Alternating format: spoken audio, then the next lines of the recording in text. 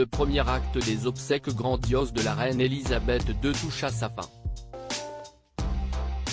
Après une cérémonie religieuse donnée au cœur de l'abbaye de Westminster, en présence des plus grands chefs d'État, dont Emmanuel Macron et son épouse Brigitte, de membres de familles royales du monde entier et de ceux du clan Windsor, évidemment, la foule s'est dirigée vers la sortie après avoir entonné l'hymne national God Save the King, créant beaucoup d'émotions chez Camilla et le nouveau roi Charles III. À l'issue de ce morceau, la famille royale s'est positionnée derrière le cercueil pour l'accompagner vers la sortie de l'abbaye. Comme lors de l'entrée, le prince William et Kate Middleton étaient séparés par leurs enfants George, à côté de son père, et Charlotte, à côté de sa maman. Les Cambridge ont atteint la sortie avant de se séparer.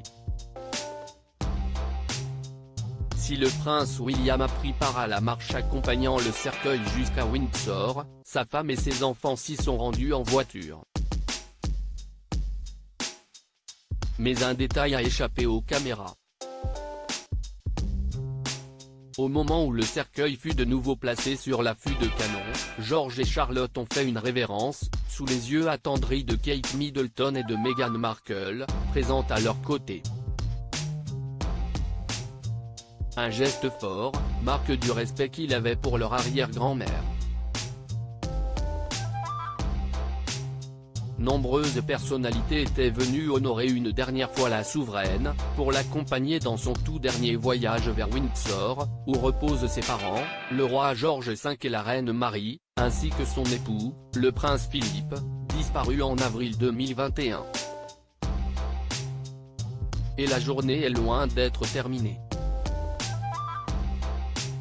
Après ce rendez-vous au cœur de Londres, la procession historique a débuté, le cercueil traverse la capitale sur affût de canon et passe par Broad Sanctuary, Parliament Square, Parliament Street, Whitehall, Horse Guards Road, The Mall, Queen's Gardens, Constitution Hill et Apsley Way.